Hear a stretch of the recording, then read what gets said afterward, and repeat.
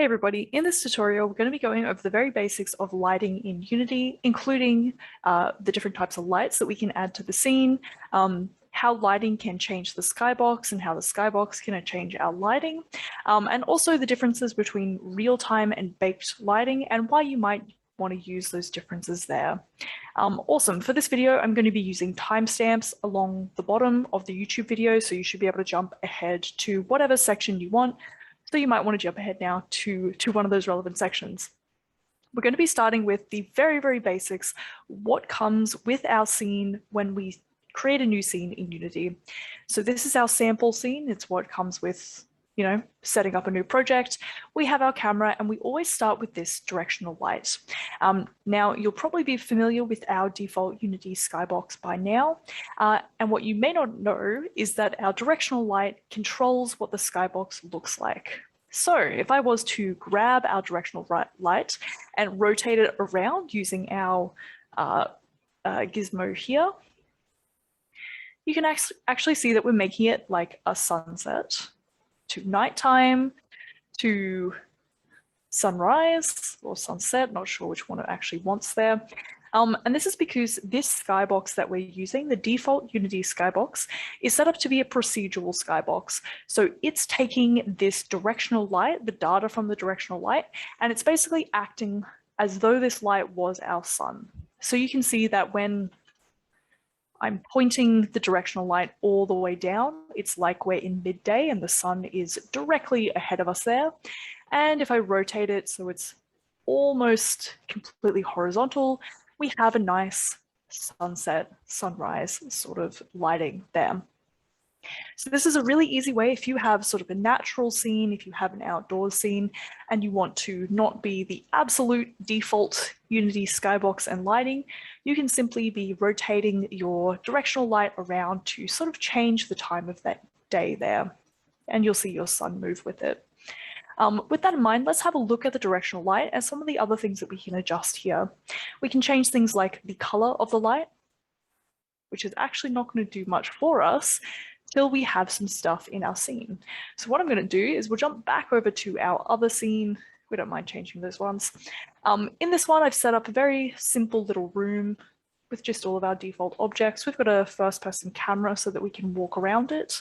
And everything just has a gray texture, except for these two, which are going to have emissive, so glowing textures. And we'll get into that in a second. Materials, sorry. All right, so let's grab that directional light again, and let's show you. So here's the default sort of directional light color, this sort of kind of off-white going to more of a yellow sort of color that's meant to replicate our sun, obviously. Now we can change this to something else like bright green. And you can see that this sun is going to be casting a green light onto everything. This could be really good if you're going for some sort of atmospheric tinted color to your entire level. If it's meant to be a glowing green sun, it's a very simple way to get that lighting and that sort of color happening to the entire scene. But we're going to undo that for a second. You can see that the mode is real time, and we'll be coming back to that in a minute. But we have some other sliders here. We can change our intensity. That's how bright it is. And that's probably the main one you might want to mess with if it's meant to be a very dark scene. You could lower it quite a bit. Now you have some other options with your shadows. So let's go around till we see our shadows here. Might just get rid of that for a second. So by default, your shadows have a sort of hard edge. You can go here to change it to the different quality settings, and have a look through those. But you can also change it. You can get rid of shadows entirely if you're going for sort of no shadows, or you can pop on the soft shadows. I find the soft shadows have a little bit of a nicer look to them. And you can also change the strength if you want to reduce that so it's not as intense. You can have sort of a softer looking scene there. Awesome. So that's very default, very out of the box. We can change the directional light, and that's essentially going to change the sunlight, in quotes. We've got a fake sun happening here, but it's going to change the sunlight that is in our scene. So if you're going for an outdoor style level, just changing that directional light might be the way to go. We'll turn that camera back on there.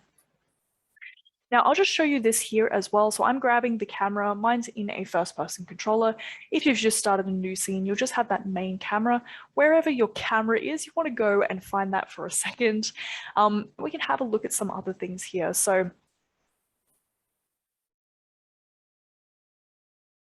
if, for example, you didn't want to have the skybox showing up in your level, you wanted it to actually just have a plain background or a solid color, you can switch it over here. I'm realizing that's not going to show up until we get rid of some of these planes, so I might just quickly do that so we can still incorrect.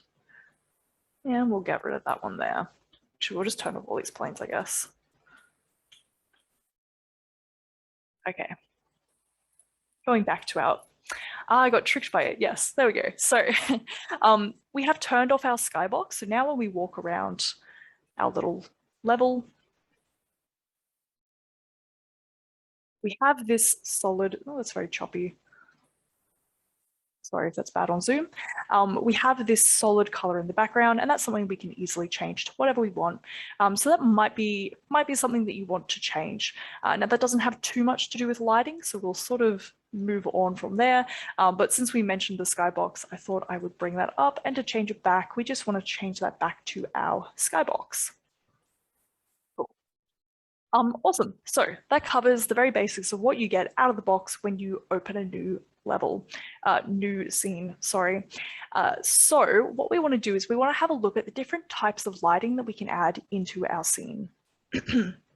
Just like we have a directional light as a 3D object that we can rotate and that changes things in our scene, we can add in more and different types of lighting. So before I actually show you what they look like in Unity, just jump over to the Unity documentation here. So we've got a variety of lighting. We have point lights, which emit light from a point. You can think of them like a little light bulb. They're emitting light outwards in a sphere shape from a point, and you can choose the radius of that. We have spotlights that act like a spotlight. They cast light in a cone shape out from a point, and they give you those nice dramatic circles. We have our directional light. We already talked about that. You can only really have one per scene there, and they act like a sunlight or a main global sort of light. We have area lights. They're kind of like, if you've worked with photography, like a soft box. They're releasing a rectangle of nice soft light in an area. You can sort of see their effect here with the different rectangles of color. And we also have our emissive materials, which we do have set up in our example one over here. So I'm going to put these into the scene, and we can have a look at what they look like when we have a good variety of lights in our scene. To get this looking good, we might just quickly drop the intensity of our sun so we can actually see some of this lighting happening. You can already see that when I'm dropping the intensity of the sun, my emissive materials are glowing a little bit more. So we might actually start there. So if you wanted to make a material that glows, you're just making a new material in Unity. Again, right-click, create material. And all you're doing is you're going and finding this emission box. Click on that. That's going to make it glow. You're saying, yes, this thing can cast light. And you choose the color. So black is going to cast absolutely no light, to white is going to be the brightest it can be. And then if you put a color on that, it's going to cast that color out. So you can see down here, we've got sort of like a pinkish sort of color. We can make that way more intense. And if we put the base color to a similar, it's going to be even brighter. It's quite nice. Cool. So we can add that one into our scene as well, just for a bit of variety there. So that is our emissive materials. But let's add some more lights. So we're going to add, we already have our directional lights. Let's add a point light. Just going to hide over there. So we'll just reset that and move it around. So you can already see it's casting quite like a light bulb, casting light out in a circle from a set point. And you can see The intensity, it has a quick fall off, so we can go up here to get the theory on that if you want to have a look. Its range decreases, the intensity of it decreases the further it gets out, so it has that nice soft fall off like a real light. So you can see it casting very brightly when I bring it close to the wall and more softer as I bring it away. So let's put it between these spheres. You can have a look like that. And again, just like with our directional light, we can have fun with changing the colors. We haven't used blue in this scene yet, so let's make this one blue. We can change the intensity. We can make it super, super bright or super, super soft. We'll just leave that one at 1, and we can change that range. So if we want it to cast super far away, we can have it hitting all of the walls there, or we can drop it back so it's barely even touching those spheres. So we might bring it up. 10 is the default, so let's go, we'll just drop it back a little bit more. Cool. Again, I'm going to turn off that first person camera so it's not in our way visually when we're having a look at all of that. So we've got emissive materials, we've got our directional light, we've got our point light there. So let's add a spotlight. Again, this is probably going to be pretty familiar if you've seen this sort of thing before. You can see that it's casting light and giving you that nice dramatic spotlight that you would have seen in theater or movies, etc. And this one's quite a fun one, especially if you're, angling it so it's sort of hitting some objects. You can get quite dramatic with it.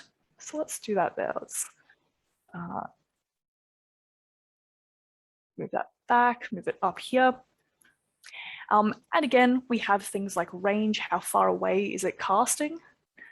So if I make it so that it's going to cast even further away, you can see it's sort of increasing the intensity there. The angle is how wide of a spot it is, I guess the radius of the spotlight itself. Of course, we have our color and our intensity. What color have we not used? Let's go for a nice purple spotlight.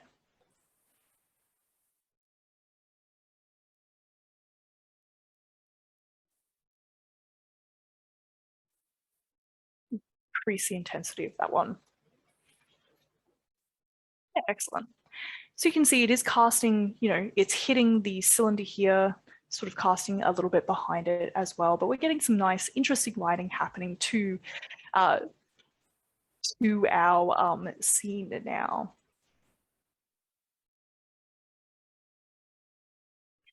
And our last one we have is a area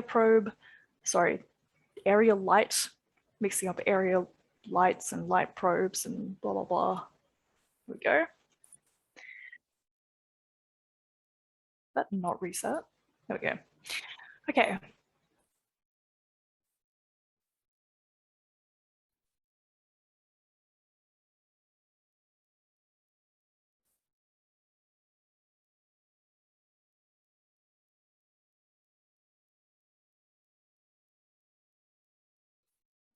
Whoops, my mistake. Let's get rid of that one and do that again. I reset the entire light, not the transform. Well, I guess that's good to know. Let's do that again. Let's make a area light.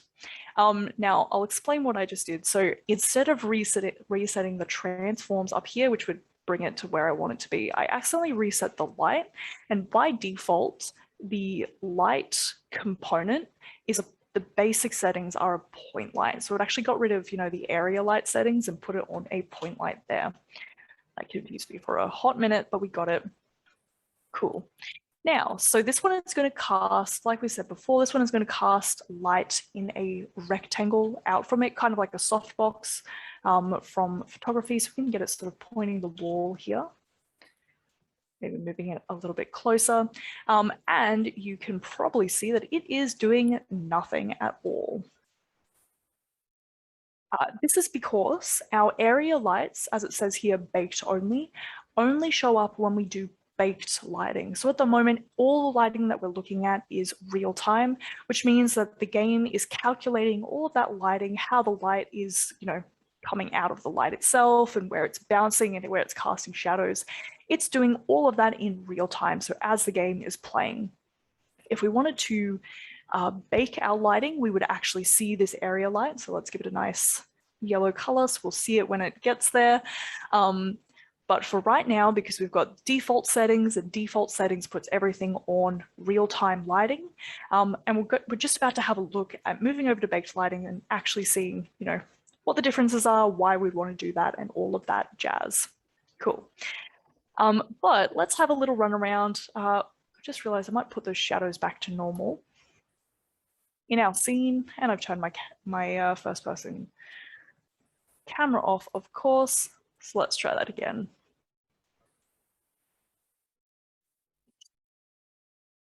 Awesome. So I can move around the scene. You can see this orange emissive material is very glowy, but you're probably noticing it's not casting any light out of it. And again, that comes back to our baked versus real-time lighting, where if we want our emissive materials to actually cast a light onto the surrounding area, that's going to need to be a baked lighting as well.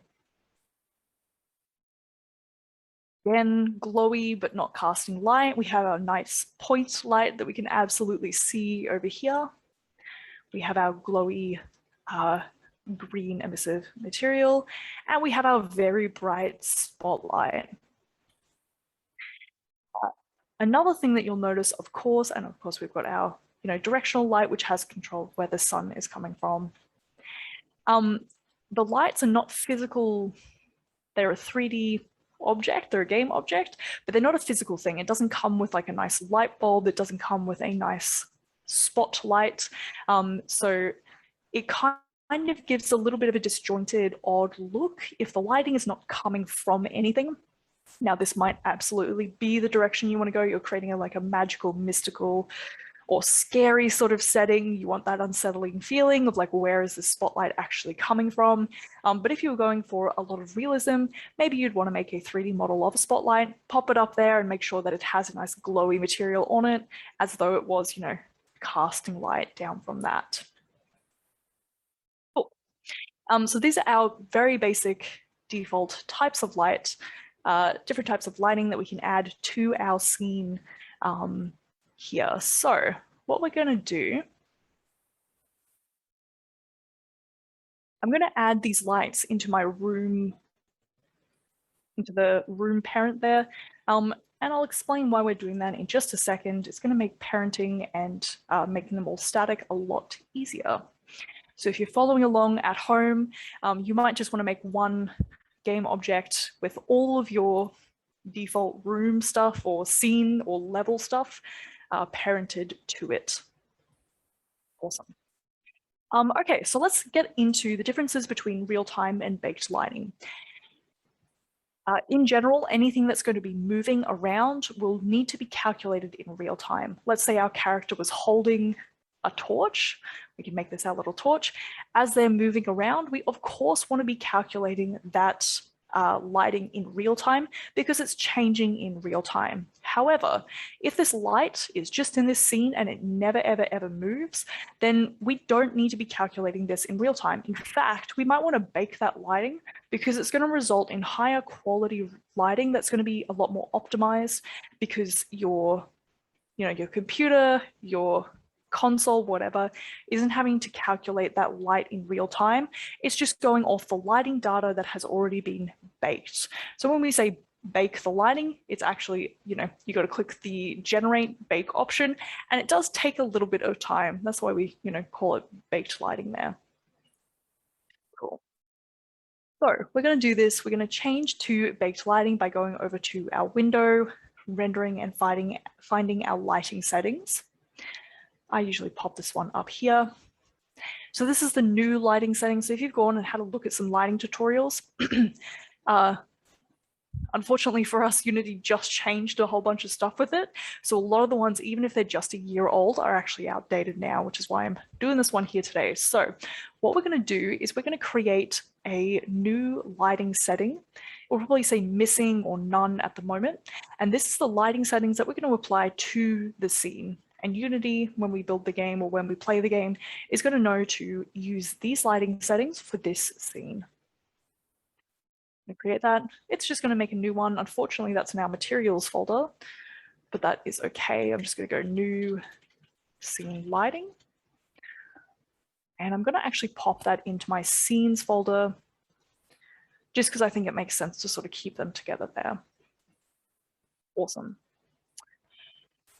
So in our lighting tab, we've got a whole bunch of things that we can mess with. At the moment, you can see that real-time global illumination is ticked off and it automatically ticks baked global illumination. And that's just because it's the opposite by default. So by default, we have real-time global illumination. It's calculating all of the lights, the global illumination in real time. And we actually want to bake that instead. So we're going to we're going to make sure that we have this unticked and this one baked. We have a whole bunch of settings here, and a lot of this stuff, you can have a look into it. You can go into the Unity documentation. Changing these settings can increase the quality, the fidelity of the different types of lighting. For today, we're just going to keep it all pretty much default because it looks quite good when we start baking the lighting anyway. And we don't need to change any of these settings. You can have a look through here. So at the moment, we have our environment light source is coming from the skybox. And we can actually choose instead, we're going to, the lighting in the entire scene is going to come from a color. You can make that quite dark if you wanted it to be a nice indoor scene. So let's actually do that. Let's put the light to the sort of ambient color there to black. Let's make we can change the sort of shadow settings here as well. Make it a nice dark color. And if we want we can choose to sort of remove the sun as well. That's not going to change anything in the scene right now, but that might make it a bit darker when we start to actually bake the lighting. So it's not going to bake until we tell it to bake. If you have a fantastic computer, you can click auto generate, and anytime you make a little change, it's going to automatically calculate that lighting for you. My computer is about to die, so we're going to get it all set up and then click the generate button. And this is probably what a lot of you are going to be doing as well, which is why we're sort of leaving lighting more to the last moment. Not to the last moment, but more to the end, because any little changes you make, if you go, oh, actually, this light needs to be a little bit more higher, you're going to have to rebake the lighting for that. So that's why we tend to leave it until we're sort of in that polish phase to get there. Okay, cool. So we've removed our sun. We've changed some colors here. We've said that our ambient color in the entire scene is this very dark blue. We could make it a very, we can go really nice dark purple. And we can see some of this change, but it's not going to change dramatically until we bake it. And of course, the main things that we're doing when we're baking our lighting is we're getting access to some of the things that haven't shown up before, like this area light that won't produce light unless we bake it. And our emissive materials are also not going to cast light onto anything else unless they're baked. Cool.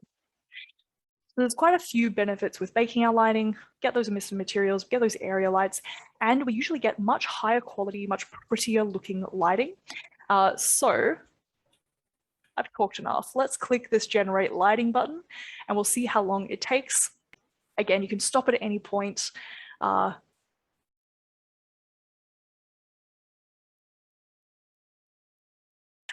we baked our lighting, absolutely nothing happened because all of this stuff, Unity thinks that it might move around. And when we bake our lighting, Unity's only going to bake that lighting for things that it knows are never going to move. So, your floor isn't going to move, your walls aren't going to move.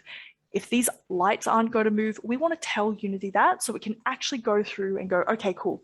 All of the stuff that's never going to move, including the lights and the walls and the floors and all these weird little shapes we've added in, we're going to calculate the lighting for all of that because we know it's never going to move. So we need to tell Unity that, and I have forgot to do that. So let's do that. Now you can absolutely go through one by one and click this little static button, and that's what's going to tell Unity this thing's never going to move. Let's calculate the lighting on that, but that takes too long. So let's go to the parent object here, mark that as static, and it's going to ask us, hey, do you want to mark all of its children as static? Let's go yes. Now we can see we can click through here, everything is marked as static, which means when we go up to our lighting tab and click generate, that's looking a lot better. It is going to take quite a bit of time for this scene probably to actually start baking and generating that lighting. So it better not take that long, actually. There we go. Got a bit stressed for a second. That was like an hour and 20 minutes. So it is giving you a rough estimate there. You can see it's dropping down quite quickly as it's sort of calculating the different things. And it might look a little ugly as it's halfway through. You can see some weird artifacts happening around the place, looking quite gross in some areas. We get some weird colors happening here, but you can already see a couple of cool benefits. Like we can actually see our area light. Again, it's like a nice softbox. We see that our green glowy cube is actually casting a green light onto stuff. We can see the pink one is, the orange one is too. And we're starting to get some good looking lighting. That is going to take 9 more minutes. I don't know if I have 9 more minutes of stuff to talk about. So we might skip ahead. I might try to edit that out.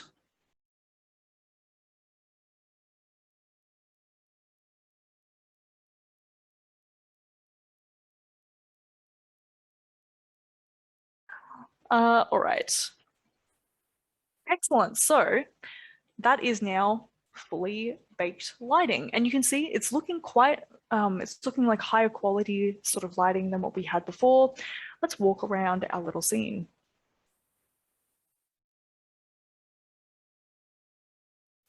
Again, we're actually seeing this nice green glow. It looks like it's casting from that. We have our point light working. We saw that one before. Again, nice pink glow. And again, just having the emissive textures, emissive materials actually cast light makes them look more glowy. Otherwise, they just kind of look like, you know, oh, it's a bright color. But now we can see, yeah, this thing is actually casting light over there. Got a nice little spotlight, which is quite intense. And we have our area light working. And again, you can see some nice you know, the quality of the light just in the corner there isn't the best. And we can do things like we can change the, you know, how many iterations of baking it goes through. We just kept it all super basic. Again, you know, we just wanted to check whether this was all working. We might go, oh, this yellow light needs to move more into the corner. This orange needs to be more of a red color. This point light needs to move down a centimeter, whatever it is. So you want to do probably lower quality bakes until you've got everything where you want it to be. And then before you do the final build of the game, you might do a super high quality bake, you know, as the very last thing. And that's going to take a fair bit of time there. But you can see it all looks much higher quality. It's also not there's nothing wrong with the default Unity look, but it doesn't have that default Unity skybox basic light sort of look to it. It looks a lot more real and glowy and sort of nice from there. Awesome. So again, just to reiterate, because I did say it a couple of times, but in different pieces, the main reason we would want to bake lighting is to get access to some of the features that only occur in baked lighting, so our area lights and having our emissive materials actually cast light. And we would also want to do it just for higher quality lighting. It's a great way to sort of optimize your game, lower, you know, lower spec devices don't have to be calculating all of this very complex lighting at runtime. So it might make your game run a little smoother as well. Awesome. And the important thing to know there is that these lighting settings we have popped. It is it's another file. The Unity knows that this is our new scene lighting settings, and it's going to apply those lighting settings there. So if you wanted to make changes, or if you wanted to just use the exact same lighting settings in every scene, you should just be able to apply it to other scenes as well. Awesome. I think the final things I'll point out here, so some of these here, so direct samples, indirect samples, min and max bounces here, all of this stuff is going to improve the quality of your baked lighting. So we said minimum bounces 3, maximum bounces 7. What this is doing, Actually, if I zoom out a little bit, spotlight is kind of a good, actually a point light is kind of a good example. So Unity is casting this light out. If it's just doing one bounce, it's just sort of checking where the light would go if it just hit something. If it's bouncing multiple times, it's going, okay, the light would come out here, and because this is kind of reflective, it would actually reflect down here as well. Oh, and then it might reflect a little bit more down here. So it gives you that really, really high quality, realistic lighting. So if we were going to do our very, very final build of the game, we might bump all of these values up to as high as our computer can handle it, click generate, walk away for 2 hours, come back, and we've got some absolutely stunning lighting in our game. Right now, I would just keep that, to your lowest settings, so that you're not having to sit there for, like I said, an hour or so just to get it looking good, only to have to move something later. Anyway, I've rambled enough. That should be the very basics of lighting in Unity. And hopefully that's covered a lot of things there. And this also means that if you now have specific questions of what you can do with emissive materials or what you can do with point lights, you should be able to have those tools there to go and find more information on those specifics. And I'll make sure that the Unity manual on the different types of lights is linked in the YouTube video description. Awesome. Thank you, everybody. Hopefully that was useful for you.